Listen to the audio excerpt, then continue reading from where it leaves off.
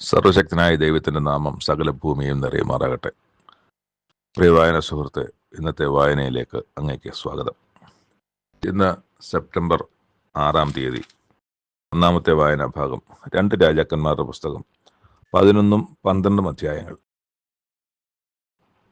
നമ്മൾ അഗസ്യാവ് മരിച്ചുപോയെന്നുള്ളത് നമ്മൾ കഴിഞ്ഞ പുസ്തകത്തിലൊക്കെ വായിക്കുന്നുണ്ട്. ഈ അഹസ്യാവ് എന്ന് പറയുന്ന യഹൂദ രാജാവ്, അദ്ദേഹത്തിൻ്റെ അമ്മ അഥല്യ. ഈ അഥല്യ എന്ന് പറയുന്നത് ആഹാബിൻ്റെയും ഇസബെല്ലിൻ്റെയും മകൾ. ആഹാബ് എന്ന് പറയുന്നത് ഉമ്രി എന്ന രാജാവ്. പക്ഷെ ഓർക്കണം, ആഹാബ് ഇസ്രായേൽ രാജാവാണ്. ഇസ്രായേൽ രാജാവായിരിക്കുമ്പോഴാണ് അദ്ദേഹത്തിൻ്റെ മകളെയാണ് യഹൂദ എന്ന് പറഞ്ഞ തെക്കേ രാജ്യത്തെ രാജാവെന്ന് പറയുന്ന യഹോരാമിന് കല്യാണം കഴിപ്പിച്ചു കൊടുക്കുന്നത്. അപ്പോൾ അത് നമ്മൾ നേരത്തെ കണ്ട കാര്യം ഒന്ന് ശ്രദ്ധിക്കണം. കാരണം ഇവിടെ ഒരു സംഭവം നടക്കുന്നുണ്ട്. അപ്പോൾ ഈ അഹസ്യാവ് മരിച്ചു എന്ന് കണ്ടിട്ട് ഈ അഥല്യ അത് ശേഷമുള്ള ബാക്കി എല്ലാ രാജകുമാരന്മാരെയും കൊല്ലുകയാണ്. തൻ്റെ മകൻ മരിച്ചു പോയതുകൊണ്ട് ഈ രാജാവിന് താൻ മാത്രമല്ല, വേറെയും ഭാര്യമാരുണ്ടാകും. അപ്പോൾ അവരുടെ മക്കളായിരിക്കുന്നവരെ, തൻ്റെ മകൻ മരിച്ചു പോയതുകൊണ്ട് അവരെല്ലാം രാജസന്ധിതിയൊക്കെയും കൊന്നു. പക്ഷെ എന്നാൽ യോരാം രാജാവിൻ്റെ മകളും അഹസ്യാവിൻ്റെ സഹോദരിയുമായ യഹോശേബ കൊല്ലപ്പെടുന്ന രാജാക്കന്മാരുടെ ഇടയിൽ നിന്നും അഹസ്യാവിൻ്റെ മകനായ യോവാശിനെ മോഷ്ടിച്ച്, ഈ മരിച്ചുപോയ കൊല്ലപ്പെട്ട അഹസ്യാവിൻ്റെ മകനായ യോവാശിനെ മോഷ്ടിച്ചെടുത്ത് അവനെയും അവൻ്റെ അമ്മയെയും ഒരു മുറിയിൽ കൊണ്ടുപോയി ഒളിപ്പിച്ചു വെച്ചു. അങ്ങനെ 6 വർഷം ഒളിപ്പിച്ചു വെച്ചു. അയാളെ മാത്രം കൊന്നില്ല. ഒരു മകൻ മാത്രം ശേഷിച്ചു. ബാക്കി എല്ലാ മക്കളെയും കൊന്നുകളഞ്ഞു. അപ്പോൾ അന്ന് നമ്മൾ നോക്കുമ്പം ഈ പുസ്തകത്തിൽ തന്നെ പരിശോധിക്കുമ്പോൾ അറിയാം, 1 വയസ്സുള്ളപ്പോഴാണ് യോവാശിനെ മോഷ്ടിച്ചത്. യോവാശെന്നും നമ്മളിവിടെ യഹോവാശെന്നും നമ്മൾ വായിക്കുന്നുണ്ട്. രണ്ടും ഒരാൾ തന്നെയാണ്. യോവാശിനെ എന്നിട്ട് 6 വർഷം കൂടി ചെന്ന് 7 വയസ്സാകുമ്പോഴാണ് യഹോയാദാ പുരോഹിതൻ ഈ 7 വയസ്സുള്ള ഈ യോവാശിനെ അവിടെയുള്ള ശതാധിപന്മാരെയൊക്കെയും അവരോടൊക്കെ വിശ്വാസത്തിലെടുത്തുകൊണ്ട് ആ രാജകുമാരനാണല്ലോ, രാജകുമാരന് 7ാമത്തെ വയസ്സിൽ കിരീടം ധരിപ്പിച്ച് സാക്ഷ്യപുസ്തകവും കൊടുത്തിട്ട് രാജാവൊക്കെ അഭിഷേകം ചെയ്യുന്നത്. എന്നിട്ട് കൈകൊട്ടി രാജാവേ ജയ ജയ, രാജാവേ ജയ ജയ എന്ന് ആർക്കുകയും ചെയ്യുന്നുണ്ട്. ഈ ആർപ്പ് കേട്ടിട്ട് അഥല്യ അത് കേട്ടിട്ട് പറയുന്നുണ്ട്, ഇത് ചതിയെന്ന്, ദ്രോഹം എന്ന് വിളിച്ച് പറയുന്നുണ്ട്. അപ്പം യഹോയാദ പറഞ്ഞു, അവളെ പിടിക്കാൻ പറഞ്ഞു. അവളെ പിടിച്ച്, ഇത് ആലയത്തിൽ വെച്ച് അവളെ കൊല്ലരുതെന്ന് ഒരു ഇൻസ്ട്രക്ഷൻ കൊടുത്തിരുന്നു. അതിനെ പുറത്ത് കൊണ്ടുപോയി അവളെ കൊന്നുകളഞ്ഞു. അനന്തരം യഹോവയുടെ ജനമായിരിക്കുന്ന യഹോയാദ പുരോഹിതൻ യഹോവയ്ക്കും രാജാവിനും ജനത്തിനും മധ്യേയും അപ്പം ജനമെല്ലാം കൂടി ചേർന്നൊരു നിയമം എടുക്കുകയാണ്. ഞങ്ങൾ ദൈവത്തിൻ്റെ ജനമായിരിക്കുമെന്നൊരു നിയമം, ഒരു തീരുമാനം ആ ജനത്തെ കൊണ്ട് എടുപ്പിക്കുന്നതായിട്ട് നമ്മൾ കാണാം. യഹോയാദ വളരെ ശുഷ്കാന്തിയുള്ള, പലപ്പോഴും നമ്മൾ കാണുന്നത് പുരോഹിതന്മാർ, കുറേ പുരോഹിതന്മാർ ഉണ്ടല്ലോ, പുരോഹിതന്മാരുടെ ഒരു ലേവി ഗോത്രത്തിൽ നിന്ന് പുരോഹിതന്മാർ ഒരുപാടുണ്ട്. അപ്പോൾ അവർ യഹോവയെയും സേവിക്കും, അന്യദൈവങ്ങളെയും സേവിക്കും, ബാലിനെയും സേവിക്കും, അതാണ് കാണുന്നത്. പക്ഷേ ഇവിടെ നമ്മൾ യഹോയാദ പുരോഹിതൻ്റെ ഒരു ക്വാളിറ്റി എന്ന് പറയുന്നത്, യഹോയാദ പുരോഹിതൻ യഹോവയാൻ ദൈവത്തെ അല്ലാതെ മറ്റൊരു ദൈവത്തെ ആരാധിക്കുകയോ അന്വേഷിക്കുകയോ ചെയ്യാതെ ആ ദൈവത്തിന് വേണ്ടി ശുഷ്കാന്തിയോടെ 7 വയസ്സുള്ള ഒരു യുവാവിനെ അല്ലെങ്കിൽ ഒരു കുഞ്ഞിനെ രാജാവാക്കുകയും ഒക്കെ ചെയ്യുന്നത്. മാത്രമല്ല, ഈ 7 വയസ്സുള്ള ബാലന് വേണ്ടിയിട്ട് രാജഭരണം ചെയ്യുന്നതും ഈ യഹോയാദ പുരോഹിതനാണ്.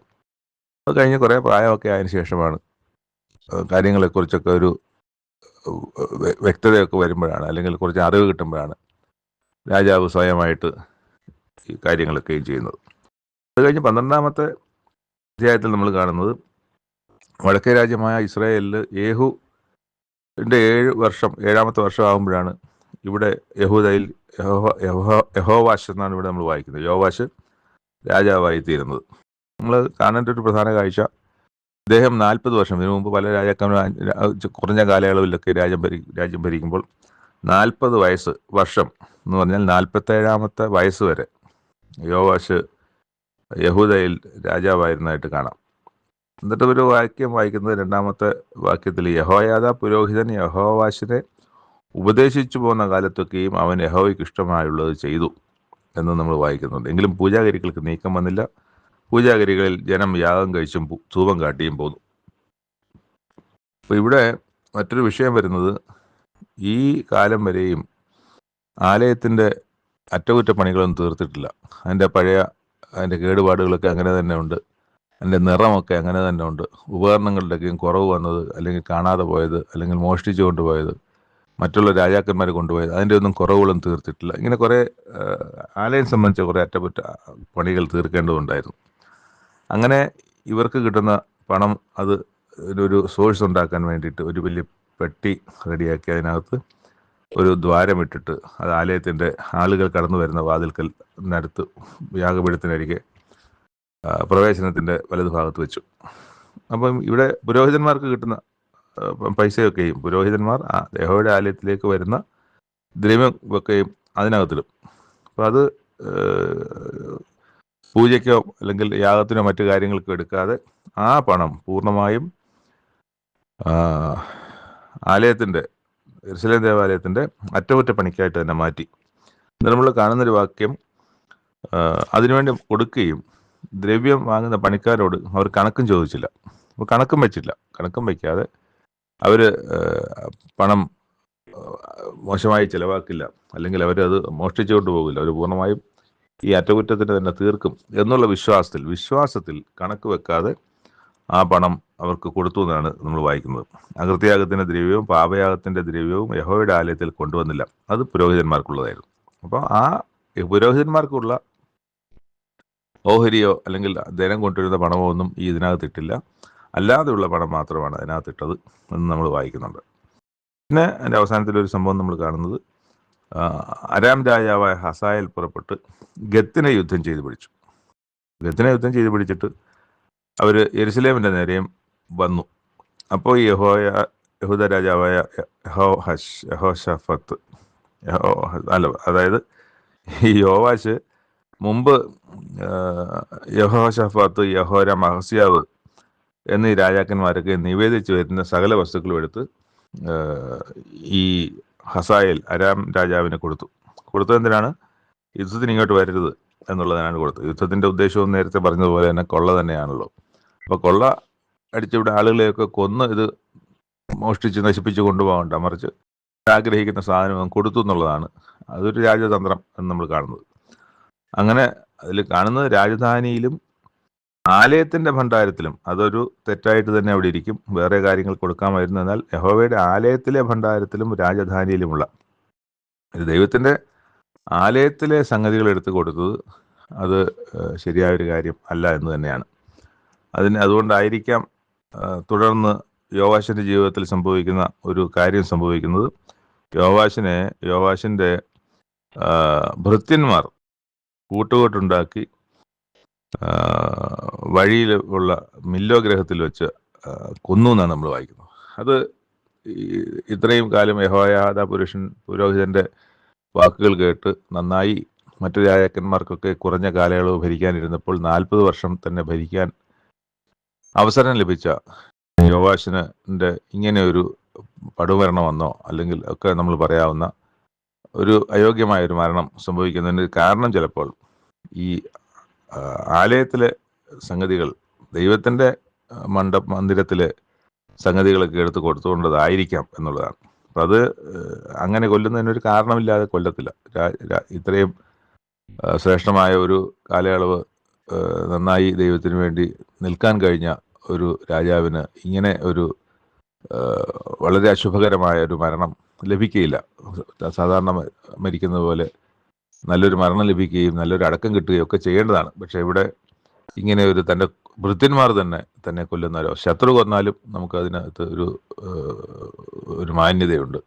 പക്ഷേ ഇവിടെ ഇങ്ങനെ തൻ്റെ കൂടെയുള്ളവർ തന്നെ കൊല്ലുന്ന തരത്തിലേക്ക് അതിനെ മാറിപ്പോയി. ആ മരണം അങ്ങനെ ആയിപ്പോയി എന്നുള്ളതാണ്. എന്നാൽ അതിൻ്റെ അവസാനം നമ്മൾ വായിക്കുന്നത്, അദ്ദേഹത്തിൻ്റെ മകനായ അമസ്യാവ് ഈ പറഞ്ഞ യോവാശിന് അല്ലെങ്കിൽ യഹോവാശിന് പകരം രാജാവായി എന്ന് വായിച്ചാണ് ഈ 12-ാം അധ്യായവും നമ്മൾ അവസാനിപ്പിക്കുന്നത്. രണ്ടാമത്തെ വായനാഭാഗം എസ്കേൽ പ്രവാചകന്റെ പുസ്തകം 2-ാമത്തെ അധ്യായം. നമ്മൾ കഴിഞ്ഞ അധ്യായത്തിന്റെ അവസാനം വായിച്ചല്ലോ, ഒരു ശബ്ദം കേട്ടു എന്ന്. ആ ശബ്ദം എസ്കേൽ പ്രവാചകനോട് പറയുകയാണ്, മനുഷ്യപുത്ര, നിവർന്നു നിൽക്കുക, ഞാൻ നിന്നോട് സംസാരിക്കും. ഞാൻ നിന്നോട് അപ്പം ഈ ആത്മാവ് വന്ന് ക്ഷീണിതനായിരിക്കുകയാണല്ലോ, അല്ലെങ്കിൽ ഈ ദർശനമൊക്കെയും കണ്ട് പരവശനായിരിക്കുന്ന മനുഷ്യനാണ്. എഴുന്നേറ്റ് നിവർന്നു നിൽക്കാനുള്ള ശക്തിയില്ല. അങ്ങനെ ഇരിക്കുന്ന എസ്കേൽ പ്രവാചകനെ ആത്മാവ് ഈ എസ്കേൽ പ്രവാചകന്റെ ഉള്ളിൽ വന്ന് എന്നെ നിവർന്നു നിൽക്കുമാറാക്കി എന്നാണ് അവിടെ എഴുതുന്നത്. അവൻ എന്നോട് സംസാരിക്കുന്നത് ഞാൻ സംസാരിച്ചതാണ്, മനുഷ്യപുത്ര, എന്നോട് മത്സരിച്ചിരിക്കുന്ന മത്സരികളായ ഇസ്രായേൽ മക്കളുടെ അടുക്കൽ ഞാൻ നിന്നെ അയക്കുന്നു. അവരും പിതാക്കന്മാർ ഇന്ന് വരെ എന്നോട് അതിക്രമം ചെയ്തിരിക്കുന്നു. യഹൂദ ജനം ഇന്ന് പിടിക്കപ്പെട്ട് പ്രവാസത്തിലായിരിക്കുന്ന ജനമാണ്. അവര് എന്തുകൊണ്ടാണ് പ്രവാസത്തിലേക്ക് പോയത് നമുക്കറിയാമല്ലോ. അവർ നന്നായിരുന്നെങ്കിൽ, അവർക്ക് കുറ്റമില്ലാതിരുന്നെങ്കിൽ, അവർ ദൈവത്തെ അന്വേഷിച്ചിരുന്നെങ്കിൽ, അവരും അവരുടെ പിതാക്കന്മാരും ഒക്കെ അങ്ങനെ ആയിരുന്നെങ്കിൽ അവർക്ക് ഇന്ന് പ്രവാസത്തിലേക്ക് നിന്ദയുടെ, പരിഹാസത്തിൻ്റെ, ഇല്ലായ്മയുടെ ശുഷ്കമായൊരവസ്ഥയിലേക്ക് പോകേണ്ടി വരില്ലായിരുന്നു. അതുതന്നെയാണ് ദൈവയുടെ പറഞ്ഞത്. അവർ ധാർഷ്ട്യവും ദുശ്ശാഠ്യവുമുള്ളവരത്രേ. ഈ പുസ്തകത്തിൽ നിന്ന് 4-5 പ്രാവശ്യത്ത് പറയുന്നുണ്ട്, അവർ മത്സരഗ്രഹമല്ലോ എന്ന് പറയുന്നുണ്ട്. ഞാൻ നിന്നോട് പറയുന്നത് നീ അവരോട് പറയണം. അവർ കേട്ടാലും കേട്ടില്ലെങ്കിൽ നീ അവരോട് പറയണം. അവരിതിനെ പേടിപ്പിക്കും. നീ യഹോവയുടെ പുരോഹിതൻ അല്ല എന്നൊക്കെ ചിലം പറയും. അതൊന്നും അവിടെ പറഞ്ഞിട്ടില്ല, അല്ലാന്ന് പറയും. നിന്നെ പേടിപ്പിക്കാൻ നോക്കും, നിന്നെ കുന്നുകളയെന്ന് പറയും. ഇതൊക്കെ അവരുടെ ചിലപ്പം ഇതുപോലെ നിവർന്ന് സംസാരിക്കാനൊക്കെ ഉള്ള സാഹചര്യം വരും. പക്ഷേ നീ അവരെ ഭയപ്പെടരുത്. അവിടെ പറയുന്ന ഇത്രയേ ഉള്ളൂ, നീ അവരെ ഭയപ്പെടരുത്. അപ്പൊ ഈ ഭയപ്പെടരുതെന്ന് പറയുന്നതിൻ്റെ ഒരു പിന്നിൽ ഭയപ്പെടുത്തും എന്നുള്ളത് കൊണ്ടാണല്ലോ. അവർ ഭയപ്പെടുത്തും, അല്ലെങ്കിൽ ഭയപ്പെടാനുള്ള ഇടവരും. പക്ഷെ നീ അവരെ ഭയപ്പെടരുത്. അവിടെ പറയുന്നത്, പറക്കാരെയും മുള്ളും നിന്റെ അരികെ ഉണ്ടായിരുന്നാലും തേളുകളുടെ ഇടയിൽ നീ പാർത്താലും. ഇതൊന്നും തേളോ മുള്ളോ പറക്കാരെയോ ഒന്നുമല്ല, ഈ മനുഷ്യരുടെ സ്വഭാവം തന്നെയാണ് അവിടെ പറയുന്നത്. അവരുടെ വാക്ക് പേടിക്കരുത്, അവർ മത്സരഗ്രഹമല്ലോ. നീ അവരുടെ വാക്ക് പേടിക്കരുത്. ഇത്രയും കാര്യങ്ങൾ അവിടെ പറയുന്നുണ്ട്. അപ്പൊ ഇവര് എസ്കേൽ പ്രവാചകനെ പേടിപ്പിക്കും, അല്ലെങ്കിൽ എതിർക്കും. അവിടെ ഒന്നും നീ ഭയപ്പെടരുത് എന്നാണ് പറയുന്നത്. അവർ കേട്ടാലും കേൾക്കാഞ്ഞാലും നീ എൻ്റെ വചനം അവരോട് പ്രസ്താവിക്കണം. ഈ അവർ മത്സരികളല്ലോ, മത്സരഗ്രഹമാണെന്നൊക്കെയും പറയുന്നുണ്ട്. അവർ മത്സരഗ്രഹമായിരിക്കുന്നത് പോലെ നീ മത്സരക്കാരനായിരിക്കരുത്. നീ ഭയപ്പെടരുത്. ഞാൻ നിന്നോട് പറഞ്ഞാൽ നീ ഭയപ്പെട്ട് പിന്മാറിപ്പോകരുത്. നീ ഭയപ്പെടരുത്. അവിടെ ഭയപ്പെടാതെ തന്നെ ഞാൻ നിന്നോട് പറയും. നിന്റെ വായ തുറന്ന് എന്നിട്ട് പറയാണ്, ഒരു പുസ്തക ചുരുൾ നീട്ടി കൊടുത്തിട്ട് പറയും, നീ ഇത് തിന്നെന്ന് പറയും. അപ്പൊ പുസ്തക ചുരുൾ നീട്ടി തിന്നുന്നതിൻ്റെ ഒരു ആശയം എന്ന് പറഞ്ഞത്, ഞാൻ നിന്റെ വായിലേക്ക്, നിന്റെ ഉള്ളിലേക്ക്, നിന്റെ മനസ്സിലേക്ക്, നിന്റെ ഹൃദയത്തിലേക്ക് തരുന്ന കാര്യങ്ങൾ, അത് എഴുത്തുകളാണല്ലോ. പുസ്തക ചുരുളുള്ള എഴുത്തുകളാണ്, ദൈവത്തിന്റെ വചനമാണ്. അതാണ് കൊടുക്കുന്നത്. അതും ദർശനമായിരിക്കാം. യഥാർത്ഥത്തിൽ പുസ്തക ചുരുൾ അവിടെ വന്നിട്ടുണ്ടായില്ലായിരിക്കാം, അതൊന്നും ഭക്ഷിച്ചിട്ടുണ്ടല്ലോ. പക്ഷേ ദർശനത്തിൽ കാണുന്ന ഒരു പുസ്തക ചുരുൾ കൊടുക്കുന്നതും പുസ്തക ചുരുൾ എസ്കേൽ പ്രവാചകൻ ഭക്ഷിക്കുന്നതുമാണ്. ഈ ഭക്ഷിക്കുന്നതിന് ഈ അധ്യായത്തിൽ ആ ഭക്ഷിക്കുന്നതിനെ കുറിച്ച് പറയുന്നില്ല. അടുത്ത 3-ാം അധ്യായത്തിന്റെ ആദ്യമാണ് മനുഷ്യപുത്രൻ നീ കാണുന്നത് തിന്നുക എന്ന് പറയുന്നത്. അങ്ങനെ ചുരുൾ തിന്നുകയും ഇസ്രായേൽ ഗ്രഹത്തോട് സംസാരിക്കാൻ പോകുന്നതൊക്കെ നമ്മൾ കാണുന്നത്. അപ്പോൾ ഈ ചുരുള് എന്ന് പറയുന്നത് ദൈവത്തിന്റെ വചനത്താൽ നിറയപ്പെട്ട, എഴുതപ്പെട്ട ചുരുളാണ്. അതാണ് കാഴ്ച, അതാണ് തിന്നാൻ പറയുന്നത്. അപ്പം അങ്ങനെ ഇന്ന് നമ്മൾ കാണുന്ന എസ്കേൽ പ്രവാചകന് സാധാരണ ഒരു മനുഷ്യനായിരുന്ന ആളെ പ്രവാചകനാക്കുന്നതാണ്, അല്ലെങ്കിൽ പുരോഹിതനാക്കുന്നതാണ്, ശക്തിമാനാക്കുന്നതാണ്. അദ്ദേഹത്തെ ബലപ്പെടുത്തേണ്ടതും ദൈവത്തിന്റെ ഉത്തരവാദിത്വമാണ്. ആ തരത്തിൽ ദൈവം എസെക്കിയേൽ പ്രവാചകനെ ബലപ്പെടുത്തി ധൈര്യത്തോടെ വേണം അങ്ങോട്ട് മുന്നോട്ട് പോകാൻ. അതിനുള്ള കൃപ ദൈവം പകർന്നു കൊടുക്കുന്നതാണ് നമ്മൾ കാണുന്നത്. ശക്തമായ പ്രവചനവും പ്രവാചകനുമായി എസ്കേൽ പ്രവാചകൻ ഈ പുസ്തകത്തിൽ നിൽക്കുന്നതിന് കാരണവും അതുതന്നെയാണ്. 3-ാമത്തെ വായനാ ഭാഗത്തിൽ നിന്ന് കൊരിന്ത്യർക്ക് എഴുതിയ 2-ാം ലേഖനത്തിൻ്റെ 8-9 അധ്യായങ്ങൾ. 2 അധ്യായങ്ങളിലും കൂടുതൽ പറഞ്ഞിരിക്കുന്നത് ധനശേഖരണത്തെക്കുറിച്ചാണ്, അല്ലെങ്കിൽ വിശുദ്ധന്മാർക്ക് വേണ്ടി കൊടുക്കുന്ന ശേഖരത്തെക്കുറിച്ചാണ്. അതിൽ മക്കദോന്യ സഭകൾക്ക് ലഭിച്ച ദൈവകൃപ ഞങ്ങൾ നിങ്ങളോട് അറിയിക്കുന്നു. അവർ കഷ്ടത എന്ന കഠിന ശോധനയിലായിരുന്നിട്ടും അവരുടെ സന്തോഷ സമൃദ്ധിയും മഹാദാരിദ്ര്യവും, അവർക്ക് ഈ സന്തോഷ സമൃദ്ധിയും മഹാദാരിദ്ര്യവും ഉണ്ടായിരുന്നത് ധാരാളം ഔദാര്യം കാണിപ്പാൻ അവർക്ക് കാരണം. അവർ സുഭിക്ഷമായിരുന്നത് കൊണ്ടല്ല, അവർക്ക് ദാരിദ്ര്യം ഉണ്ടായിരുന്നത് കൊണ്ട് തന്നെ അവർക്ക് ഔദാര്യം കാണിപ്പാൻ അത് കാരണമായി തീർന്നു. വിശുദ്ധന്മാരുടെ സഹായത്തിനുള്ള ധർമ്മവും കൂട്ടായ്മയും സംബന്ധിച്ച് അവർ വളരെ താല്പര്യത്തോടെ ഞങ്ങളോട് അപേക്ഷിച്ച് പ്രാപ്തി പോലെയും പ്രാപ്തിക്ക് മീതെയും സ്വമേധയായി കൊടുത്തു എന്നതിന് ഞാൻ സാക്ഷി. അതും ഞങ്ങൾ വിചാരിച്ചിരുന്നത് പോലെയല്ല, അവർ മുമ്പേ തങ്ങളെ തന്നെ കർത്താവിനും പിന്നെ ദൈവേഷ്ടത്തിനൊത്തവണ്ണം ഞങ്ങൾക്കും ഏൽപ്പിച്ചു. അങ്ങനെ തീത്തോസ് ആരംഭിച്ചതുപോലെ നിങ്ങളുടെ ഇടയിൽ ഈ ധർമ്മശേഖരം നിവർത്തിക്കണമെന്ന് ഞങ്ങൾ അവനോട് അപേക്ഷിച്ചു. എന്നാൽ വിശ്വാസം, വചനം, പരിജ്ഞാനം, പൂർണ്ണ ജാഗ്രത, ഞങ്ങളോടുള്ള സ്നേഹം ഇങ്ങനെ എല്ലാറ്റിലും നിങ്ങൾ മുന്തിയിരിക്കുന്നത് പോലെ ഈ ധർമ്മശേഖരത്തിലും മുന്തി വരുവീൻ. അപ്പോൾ അവിടെ നമ്മുടെ കർത്താവ് യേശുക്രിസ്തു സമ്പന്നനായിരുന്നിട്ടും അവൻ്റെ ദാരിദ്ര്യത്താൽ നിങ്ങൾ സമ്പന്നരാകേണ്ടതിന് നിങ്ങൾ നിമിത്തം ദരിദ്രനായി തീർന്ന കൃപ നിങ്ങൾ അറിയുന്നുവല്ലോ. അപ്പോൾ ദരിദ്രരെ നേടേണ്ടതിന്, അല്ലെങ്കിൽ ദാരിദ്ര്യം അനുഭവിക്കുന്നവരുടെ സങ്കടങ്ങളും പ്രയാസങ്ങളും അറിയുന്നതിൽ അത് അവരിൽ ഒരുവരെ പോലെയാകുന്ന യേശു ക്രിസ്തു അത് നിങ്ങൾ സമ്പന്നരാകേണ്ടതിന്. ഭൗതികമായ സമ്പന്നതയെക്കുറിച്ചല്ല ഇവിടെ പറയുന്ന, ആത്മീയമായ സമ്പന്നതയെക്കുറിച്ചാണ്. എങ്കിലും പണവും സമ്പത്തും ഒന്നും ഇല്ലാതെ ഈ ഭൂമിയിൽ ജീവിക്കാനൊക്കെ ഇല്ലല്ലോ. നമുക്ക് ഉണ്ടെങ്കിൽ മാത്രമല്ലേ നമുക്ക് മറ്റൊരാൾ കൊടുക്കാനും കഴിയുള്ളൂ. അപ്പോൾ ഇതുണ്ടാകേണ്ടതും ആവശ്യമാണ്. ഇല്ലാത്തവർക്ക് കൊടുക്കാൻ ദരിദ്രന്മാർ നിങ്ങളുടെ ഇടയിൽ എപ്പോഴും ഉണ്ടല്ലോ എന്ന് ക്രിസ്തു പറയുന്നുമുണ്ട്. അപ്പോൾ അതൊക്കെയും ആവശ്യമായത്. പക്ഷേ നമുക്ക് ഈ സമ്പത്തിൽ ആശ്രയിക്കുക, ദ്രവ്യ ആഗ്രഹമുണ്ടാകുക, ഇതൊക്കെ ദൈവഹിത പ്രകാരമുള്ള കാര്യങ്ങളല്ല. ക്രിസ്തുവും അതിനെതിരെയുള്ള വർത്തമാനങ്ങളാണ്, ഉപദേശങ്ങളാണ് നമുക്ക് തരുന്നത്. അതുകൊണ്ട് അവൻ്റെ ദാരിദ്ര്യത്താൽ നിങ്ങൾ സമ്പന്നരാകേണ്ടതിന് നിങ്ങൾ നിമിത്തം ദരിദ്രനായി തീർന്ന കൃപ, അത് നിങ്ങൾക്ക് ലഭിച്ചൊരു കൃപയാണത്. യേശുക്രിസ്തു ദരിദ്രനായി തീർന്നുവെങ്കിൽ നിങ്ങൾ അറിയുന്നുവല്ലോ. അപ്പോൾ അതുകൊണ്ട് അവരത് ചെയ്യുന്നു എന്നുള്ളതാണ്. അവർക്ക് മനസ്സൊരുക്കമുണ്ടായി. അതിനെ സംബന്ധിച്ചുള്ള ചില ഉപദേശങ്ങളാണ്. മറ്റുള്ളവർക്ക് സുഭിക്ഷവും നിങ്ങൾക്ക് ദുർഭിക്ഷവും വരണമെന്നല്ല, സമത്വം വരണമെന്നത്. സമത്വത്തിനെക്കുറിച്ച് വലിയ പ്രസംഗങ്ങളൊക്കെ കേൾക്കുന്നൊരു കാലഘട്ടത്തിലാണ് നമ്മൾ ജീവിക്കുന്നത്. വളരെ നാളുകളായി കേൾക്കാം സോഷ്യലിസം എന്നൊക്കെ പറയുന്ന കാര്യത്തെ സംബന്ധിച്ച്. അപ്പോൾ സമത്വം ഉണ്ടാവാൻ തക്കവണ്ണം അവരുടെ സുഭിക്ഷം നിങ്ങൾക്ക് ദുർഭിക്ഷത്തിന് ഉതകേണ്ടതിന് ഇക്കാലം നിങ്ങൾക്കുള്ള സുഭിക്ഷം അവരുടെ ദുർഭിക്ഷത്തിന് ഉതകട്ടെ. അപ്പോസ്തല പ്രവൃത്തികൾ നമ്മൾ വായിക്കുമ്പോൾ അവരുടെ സമ്പത്തൊക്കെയും വിറ്റ് അപ്പോസ്തലന്മാരുടെ കാൽക്കൽ കൊണ്ടുവച്ചു. എന്നിട്ട് അവർ ഇല്ലാത്തവനും ഉള്ളവനും എല്ലാം ഒരുപോലെ വീതിച്ചു കൊടുത്തു. അവിടെ എല്ലാവർക്കും മുട്ടുള്ളവൻ ആരും ഉണ്ടായിരുന്നില്ല, എല്ലാവർക്കും ഒരുപോലെ ഉണ്ടായിരുന്നു. ഒരുപാട് വസ്തുവകകളുള്ളവർ, സമ്പത്തുള്ളവർ അതൊക്കെയും വിറ്റിട്ട് സമ്പത്തുള്ളവർ അപ്പോസ്തലന്മാരുടെ കാൽക്കൽ കൊണ്ടുവച്ചു. അവരത് ഇല്ലാത്തവർക്കൊക്കെ വീതിച്ചു കൊടുത്തു. അപ്പോൾ എല്ലാവർക്കും ഒരുപോലെ ഉണ്ടായിരുന്നു, മുട്ടുള്ളവർ ആരും ഉണ്ടായിരുന്നില്ല. അപ്പോൾ ആ ഒരവസ്ഥയാണ് നമ്മളിവിടെ പറയുന്നത്. പക്ഷേ ഇക്കാലത്തെ സമത്വമൊക്കെയും പറയുമെങ്കിലും സമത്വമല്ല, സമ്പത്ത് പലയിടത്തും കുമിഞ്ഞു കൂടുന്നതാണ് നമ്മൾ കാണുന്നത്. പക്ഷേ അക്കാലത്ത് അങ്ങനെ അല്ലാതിരുന്നൊരു കാലം ഉണ്ടായിരുന്നു, 1-ാം നൂറ്റാണ്ടിൽ എന്നാണ്. അതിന് ഒരു കാര്യം പറയുന്നത്, മന്ന പെറുക്കിയ സമയത്ത് ആകാശത്ത് നിന്ന് മന്ന, അല്ലെങ്കിൽ ഭൂമിയിൽ മന്ന ഉണ്ടായിരുന്ന സമയത്ത് ഇസ്രായേൽ അവരുടെ കനാൻ ദേശ യാത്ര മധ്യേ ഏറെ പെറുക്കിയവന് ഏറെയും കുറേ പെറുക്കിയവന് കുറവും കണ്ടില്ല. കുറച്ച് പെറുക്കിയവനും അവന് ആവശ്യത്തിനുണ്ടായിരുന്നു, ഒരുപാട് പെറുക്കിയവനും മിച്ചമൊന്നും ഉണ്ടായിരുന്നില്ല, അവനും ആവശ്യത്തിനുള്ളതേ ഉണ്ടായിരുന്നുള്ളൂ എന്ന് എഴുതിയിരിക്കുന്നത് പോലെ തന്നെ.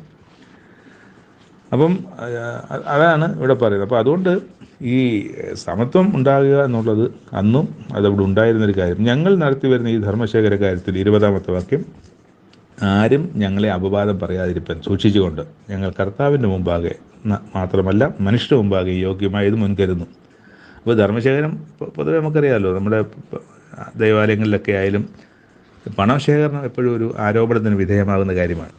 അത് കണക്ക് കൃത്യമായി സൂക്ഷിക്കുകയോ അല്ലെങ്കിൽ ഒരു ജനാധിപത്യ സ്വഭാവത്തോടുകൂടി അതിനെ കൈകാര്യം ചെയ്യുകയോ ചെയ്തില്ലെങ്കിൽ ബാക്കിയുള്ള ജനം കൊടുത്തവനും കൊടുക്കാത്തവനും ഒക്കെ മോട്ടിച്ചൊന്നും പറ്റിച്ചെന്നും അതിൽ നിന്ന് അവർ വീട്ടെടുത്തുകൊണ്ട് പോയതും വീട് വെച്ചത് ആ പൈസ കൊണ്ടാണെന്നും മോളെ കെട്ടിച്ചത് ആ പൈസ ആണെന്നും ഒക്കെ കേൾക്കേണ്ടി വരും. അതുകൊണ്ടാണ് ഇവിടെ പറയുന്നത്, ഞങ്ങൾ നടത്തി വരുന്ന ഈ ധർമ്മശേഖര കാര്യത്തിൽ ആരും ഞങ്ങളെ അപവാദം പറയാതിരിക്കാൻ സൂക്ഷിച്ചുകൊണ്ട് ഞങ്ങൾ കർത്താവിൻ്റെ മുമ്പാകെ മാത്രമല്ല മനുഷ്യരുടെ മുമ്പാകെ യോഗ്യമായത് മുൻകരുതുന്നു.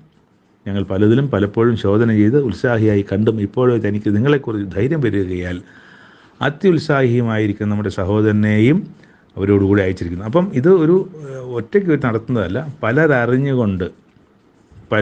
അറിഞ്ഞുകൊണ്ട് മാത്രമല്ല പലർക്കും അതിൻ്റെ കണക്കും കാര്യങ്ങളും ഒക്കെ അറിയിച്ചുകൊണ്ട്. അപ്പോൾ അത് ഒരു ജനാധിപത്യ സ്വഭാവത്തോടു കൂടി അതിനെ കൈകാര്യം ചെയ്യേണ്ട വിഷയമാണെന്ന് ഇന്നുള്ള നമ്മളോടും ഈ കാര്യം ദൈവത്തിൻ്റെ ആത്മാവ് നമ്മൾ പൗലോസ് അപ്പോസ്തലനോട് പഠിപ്പിക്കുകയാണ്. അല്ലെങ്കിൽ നമ്മൾ ചീത്തപ്പേരിന് ഇടയാകും. അത് ഉണ്ടാകാതിരിക്കാൻ തന്നെ വേണം. അതെല്ലാവർക്കും അതൊരു ട്രാൻസ്പെറൻ്റായി തന്നെ ആ കാര്യങ്ങൾ പോകണം എന്നുള്ളതാണ്. ആകയാൽ ഞങ്ങളുടെ സ്നേഹത്തിനും നിങ്ങളെ ചൊല്ലി ഞങ്ങൾ പറയുന്ന പ്രശംസയ്ക്കും ഒത്ത ദൃഷ്ടാന്തം സഭകൾ കാണെ അവർക്ക് കാണിച്ചു കൊടുപ്പിൻ. അത് ഉപദേശമാണ്, ഇന്നുമുള്ള ഉപദേശമാണ്. വിശുദ്ധന്മാർക്ക് 9-ാമത്തെ അധ്യായം. വിശുദ്ധന്മാർക്ക് വേണ്ടി നടത്തുന്ന ദ്രവ്യശേഖരത്തെക്കുറിച്ച് നിങ്ങൾക്ക് എഴുതുവാൻ ആവശ്യമില്ല. അഖായ കീഴാണ്ട് മുതൽ ഒരുങ്ങിയിരിക്കുന്നു എന്ന് ഞാൻ നിങ്ങളെക്കുറിച്ച് മക്കെദോന്യരോട് പ്രശംസിച്ചു വരുന്ന നിങ്ങളുടെ മനസ്സൊരുക്കം ഞാൻ അറിയുന്നു. അപ്പോൾ അത് ഇന്ന് മുതലല്ല, അഖായ കീഴാണ്ട് മുതൽ തന്നെ അത് നിങ്ങൾ ചെയ്ത് വരുന്ന കാര്യമാണ്. അപ്പോൾ അതിനെക്കുറിച്ച് ഞങ്ങൾക്ക് അറിയാം. അപ്പോൾ നിങ്ങളുടെ ഉത്സാഹവും എരിവും ഒക്കെ മനസ്സൊരുക്കവും ഒക്കെ പ്രശംസിക്കത്തിന് കാരണമായ കാര്യങ്ങൾ തന്നെയാണ്. നിങ്ങളെക്കുറിച്ച് ഞങ്ങൾ പറയുന്ന പ്രശംസ ഈ കാര്യത്തിൽ വ്യർത്ഥമാകാതെ ഞാൻ പറഞ്ഞതുപോലെ നിങ്ങൾ ഒരുങ്ങിയിരിക്കേണ്ടതിന് തന്നെ ഞാൻ സഹോദരന്മാരെ അയച്ചത്. അല്ലെങ്കിൽ പക്ഷേ മക്കെദോന്യർ എന്നോട് കൂടി വരികയും നിങ്ങളെ ഒരുങ്ങാത്തവരെ കാണുകയും ചെയ്താൽ നിങ്ങളെന്നല്ല ഞങ്ങൾ തന്നെ ഈ അധിധൈര്യം നിമിത്തം ലജ്ജിച്ചു പോകുമല്ലോ. അപ്പം നിങ്ങളെക്കുറിച്ച് വലിയ പ്രതീക്ഷയോടെയും കാര്യങ്ങൾ ചെയ്യുമ്പോൾ മക്കെദോന്യയിൽ വരുമ്പോൾ നിങ്ങൾ അങ്ങനെയല്ലാതെ കണ്ടാൽ ഞങ്ങൾക്കല്ലേ അതിൻ്റെ അപമാനം. അപ്പം ഞങ്ങൾ അങ്ങനെയല്ലല്ലോ നിങ്ങളെക്കുറിച്ച് അവരോട് പറഞ്ഞത് എന്നുള്ളതാണ് പറയുന്നത്.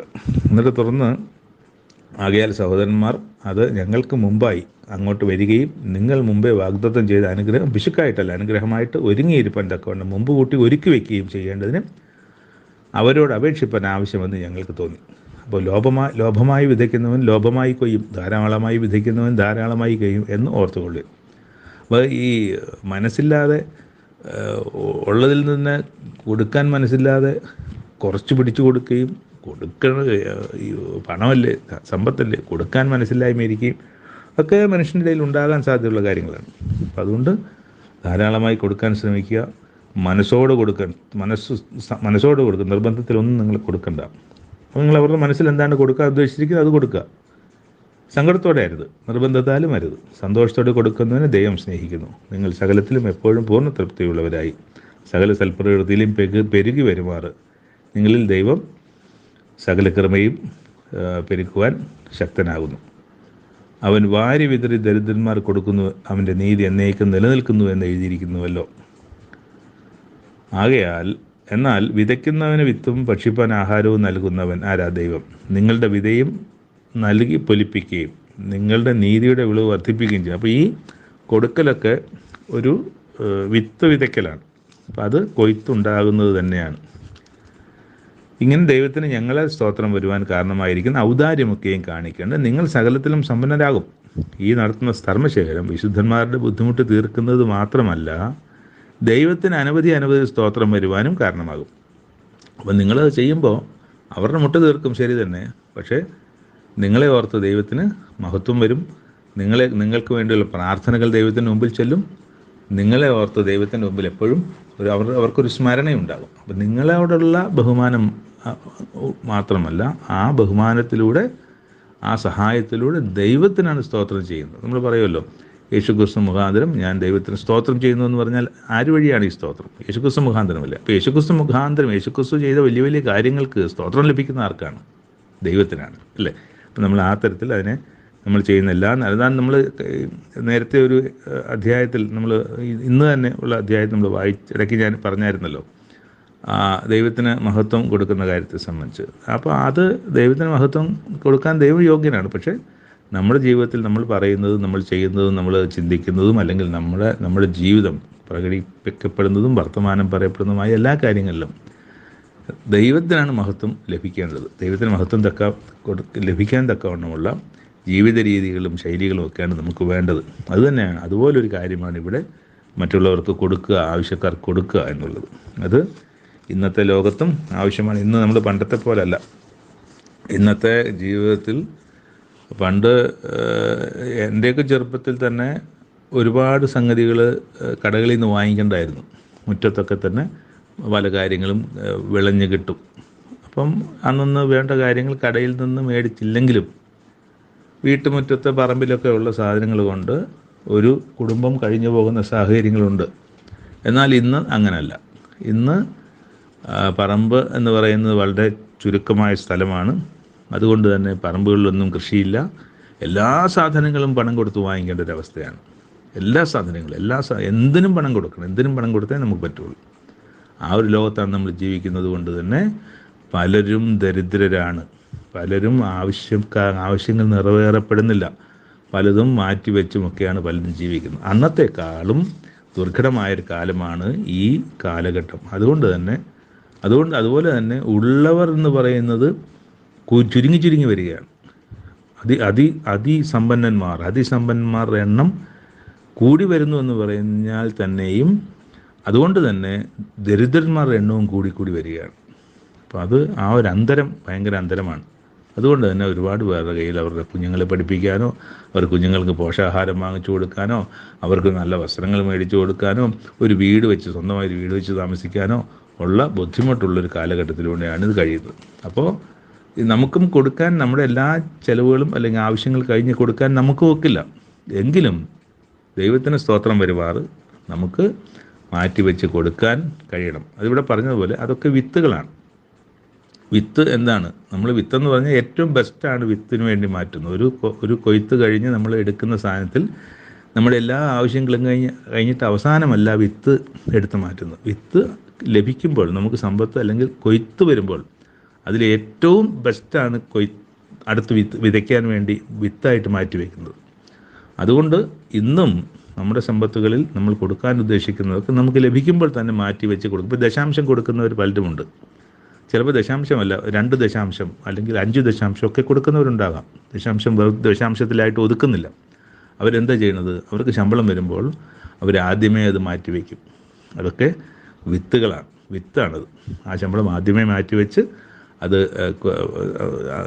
ചിലർ ചെയ്യുന്നത് ദേവാലയത്തിൽ കൊടുക്കേണ്ടത് ദേവാലയത്തിൽ കൊടുക്കും.